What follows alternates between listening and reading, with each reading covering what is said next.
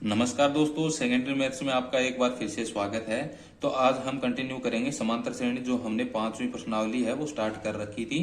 अब समांतर श्रेणी को तो हमने पढ़ लिया कि समांतर श्रेणी क्या होती है, और उसके बाद में हमने ये पढ़ा था कि a बराबर होता है प्रथम पद, और d बराबर होता है सार्वंतर, और n होता है वो होती है पदों की संख्या, और an होता है वो होता है अंतिम पद यानी कि nवां पद। अब यहाँ पर हमें nवां पद ज्ञात करने का एक सूत्र है कि वो ज्ञात करना होगा कि nवां पद कैसे ज्ञात करते हैं। तो यहाँ पर लिखेंगे nवां पद ज्ञात करने का सूत्र। तो nवां पद क्या होता है, an होता है, तो an लिखेंगे। यहाँ पर लिखेंगे a प्लस n माइनस एक, और गुणा में लिखेंगे d। ठीक है, यानी कि ये सूत्र कहां पर काम आएगा। तो हमें अगर कोई कह दे कि हमें 10वां पद ज्ञात करना है, ठीक है, यानी कि एक समांतर श्रेणी है, 1 2 3 4 ऐसे एक समांतर श्रेणी है, और इसमें हमें 10वां पद ज्ञात करना है। 10वां पद यानी वो पद ज्ञात करना है जो 10 नंबर पे है, यानी कि n का मान कितना हो गया, 10 हो गया।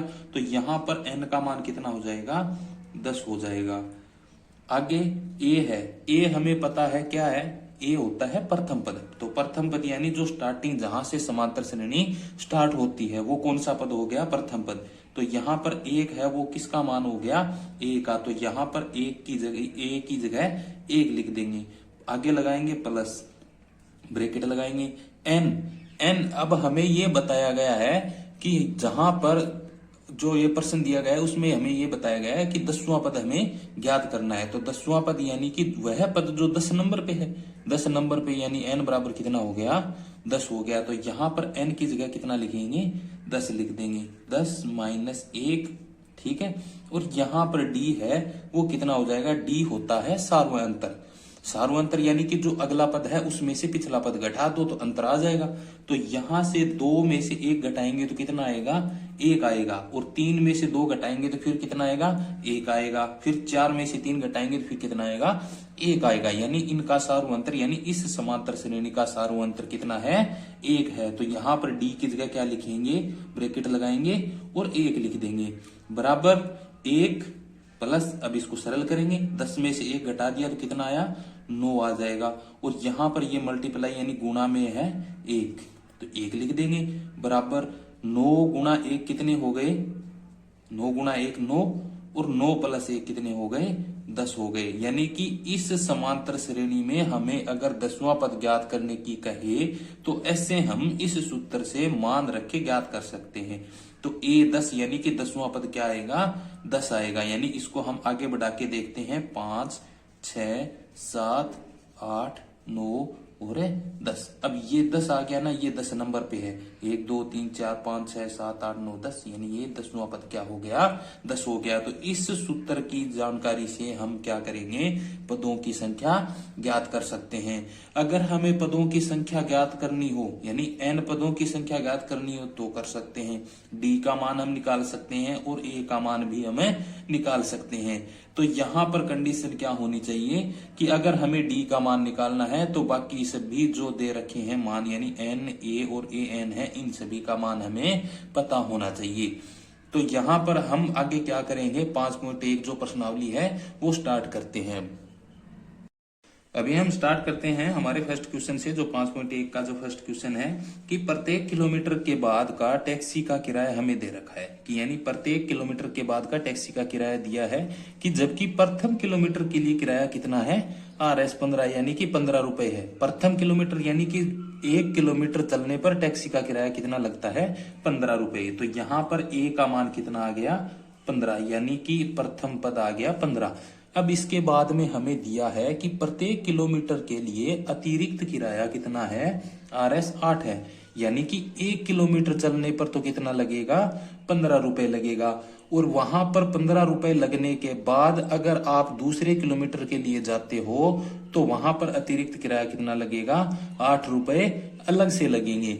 यानी कि यहाँ पर 15 रुपए तो यहां लग गए, फिर अगले पद पर 8 रुपए और लगेंगे। यानी कि यहां पर 1 किलोमीटर चलने पर कितना किराया लगा, 15 रुपए लग गए। तो यहां पर हम लिखेंगे 1 किलोमीटर चलने पर, यानी 1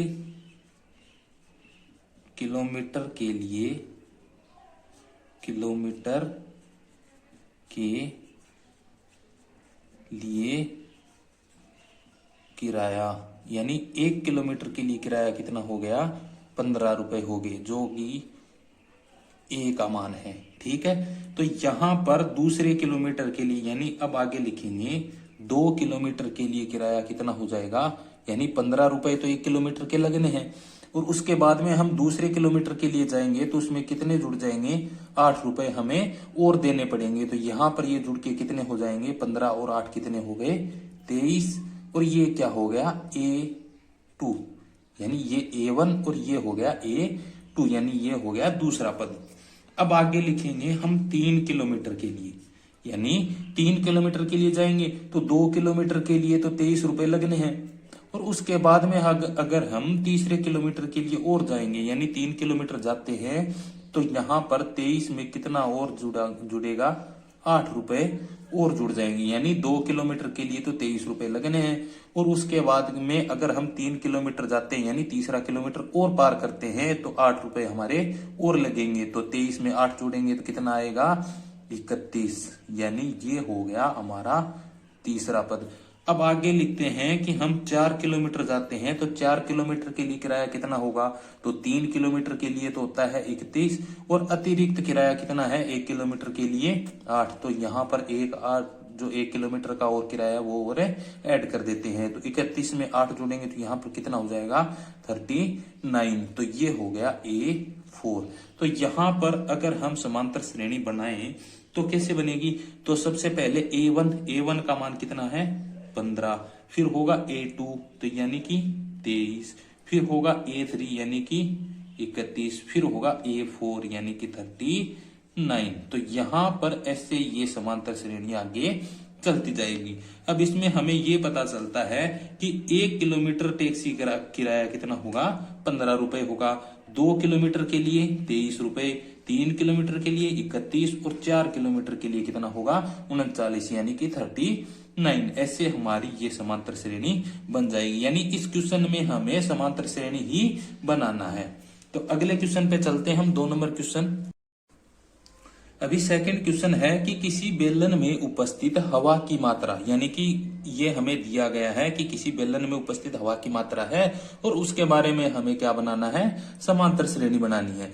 उसमें आगे दिया है क्वेश्चन में कि जबकि वायु निकालने वाला पंप प्रत्येक बार, यानी कि हर बार बेलन की शेष हवा का 1/4 भाग बाहर निकाल देता है, तो यहां पर हमें उपस्थित हवा की मात्रा है वो नहीं दी गई है, तो हम क्या करेंगे, मान लेंगे कि माना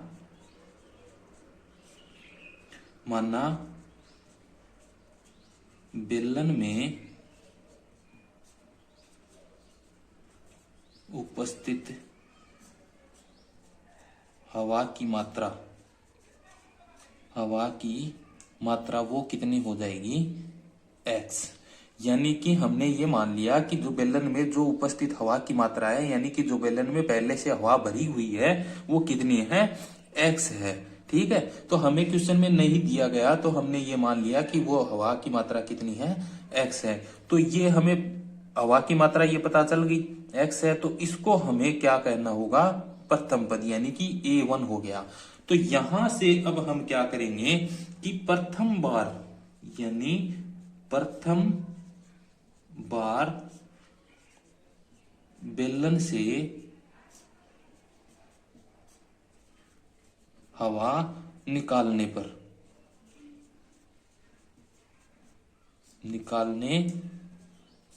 पर यानी कि जो बेलन में उपस्थित हवा की मात्रा है वो कितनी है, x है, और ये हो गया हमारा प्रथम पद। अब हम इसमें से हम हवा बाहर निकालेंगे, तो यानी कि बेलन में से हवा बाहर निकालेंगे तो कितना निकलेगा, यानी कि जो बेलन में हवा पहले से है उसका 1/4 भाग बाहर निकल जाएगा, यानी कि x है उसमें से कितना बाहर निकलेगा, x का ही चौथा भाग, यानी x का ही चौथा भाग, यानी x/4। अब इसको घटाएंगे तो कितना आएगा, ये 3x/4 आएगा, यानी इन दोनों का लघुत्तम लेंगे तो कितना आएगा, 4 आएगा, और 1 में अगर 4 का भाग देंगे तो कितना आएगा, 4 आएगा, 4 और ये कितना हो जाएगा, 4x, और माइनस में x हो जाएगा, और ये कितना हो जाएगा, 3x/4।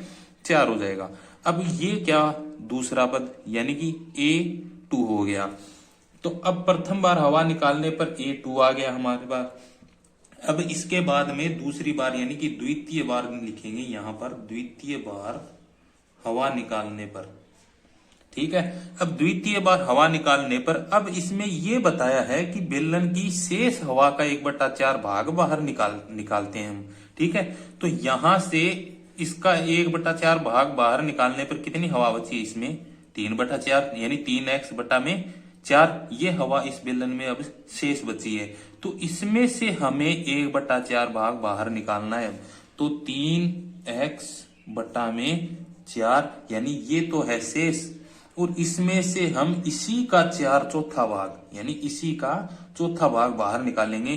तो इसी का चौथा भाग क्या हो जाएगा, इसको 1/4 से गुणा कर देंगे तो 3x/में कितना हो जाएगा, 16 यानी 3x/16। तो अब इसको सरल करेंगे तो कितना आएगा, ये लघुत्तम आ जाएगा इसका 16। 4 का 16 में भाग देंगे तो 4 का गुणा करेंगे 3 से तो यह आएगा 12x, और माइनस में कितना 3x, और 12 में से 3 घटाएंगे तो कितना आ जाएगा 9x/16, और ये आ जाएगी A3 यानी समांतर श्रेणी का तीसरा पद। ठीक है, अब इसके बाद में लिखेंगे कि तृतीय बार बेलन में से हवा निकालने पर, तृतीय बार यानी कि बेलन में अब शेष हवा कितनी है 9x, और बटा में कितना 16, यानी कि बेलन में अब शेष हवा की मात्रा इतनी है। ठीक है, अब इसमें से हम इसी का चौथा भाग बाहर निकालते हैं। चौथा भाग यानी इसको 1/4 से गुणा करना है। चौथा भाग यानी इसके 4 टुकड़े करेंगे, तो 4 टुकड़े करने का मतलब क्या होता है, 4 से भाग देना या फिर 1/4 से गुणा करना। तो यहां पर इसका गुणा करेंगे तो ये आएगा 9x, और 16 गुणा 4 कितने हो गए 64।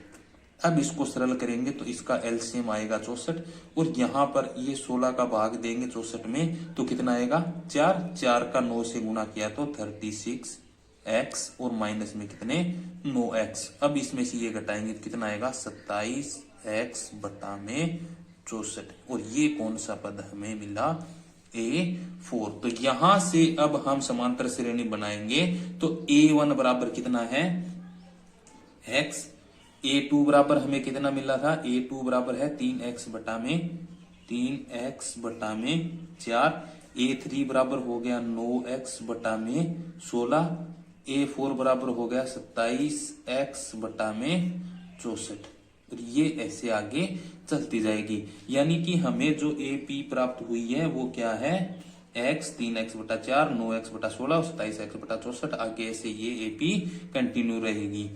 तो 2 नंबर कंप्लीट हो गया आपका क्वेश्चन। अब आगे चलते हैं।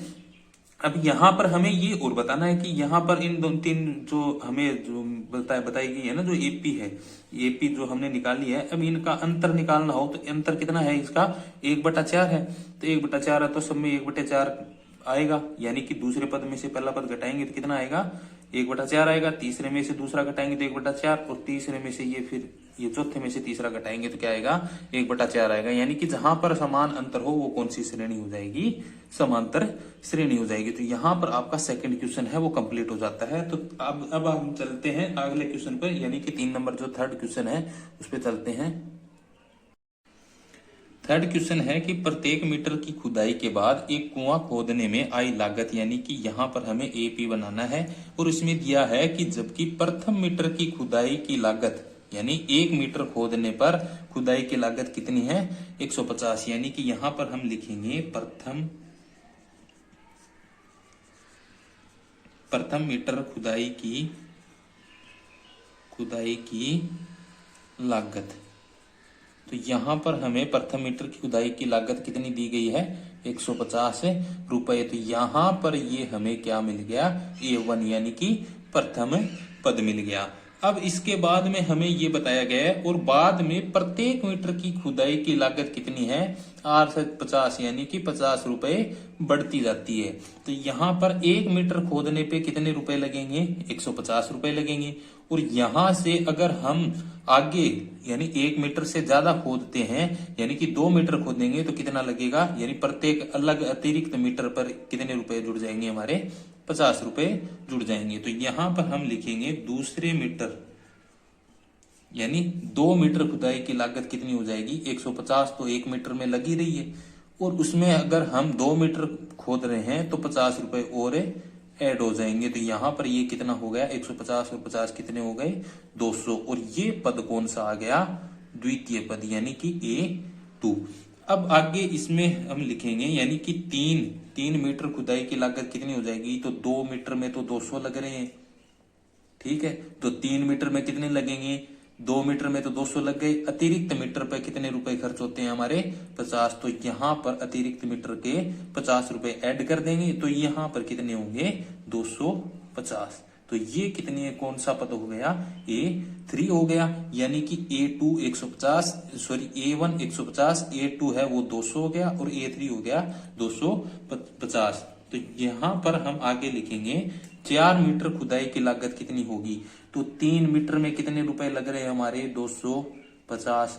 और यहाँ पर हम 3 मीटर से एक अतिरिक्त मीटर और खुदाई कर रहे हैं, तो अतिरिक्त मीटर की खुदाई की लागत कितनी बताएगी, ये 50। तो यहाँ पर फिर से 50 जोड़ देंगे तो 250, यानी कि 250 और 50 कितने हो गए, 300 हो गए। तो यहाँ पर ये हमें A4 मिल गए, यानी कि चौथा पद। और यहाँ से हम अब समांतर श्रेणी बनाएंगे, यानी कि AP बनाएंगे, तो कितना आएगा, सबसे पहले प्रथम पद लिखेंगे, यानी A1 कितना है, 150 लिखेंगे। अब आगे है A2 का मान कितना है, 200, तो यहां पर लिख देंगे 200, आगे 250 और फिर लिखेंगे 300। आगे ऐसे ये क्या समांतर श्रेणी चलती जाएगी। और इसके हम नीचे लिख देंगे, यहां पर इसका जो D का मान है कितना हो जाएगा, 50, यानी कि इनमें समान अंतर है, यानी कि समान अंतर कितना है, 50 है। तो ये एक AP है। यानी कि हमें जो प्रश्न है ना, जो 1 नंबर प्रश्न है, उसमें ये दिया गया था कि निम्न स्थितियों में किन स्थितियों में संबद्ध संख्याओं की सूची AP है और क्यों है। तो यहाँ पर हमें ये पता चल रहा है कि ये AP है, पर क्यों है, क्योंकि इसमें D का मान समान है, तो ये AP हो जाएगी, ठीक है। तो यहाँ पर आपका जो फर्स्ट क्वेश्चन है वो कंप्लीट हो जाता है। तो अगले वीडियो में हम डिस्कस करेंगे जो 2 नंबर क्वेश्चन है उसके बारे में।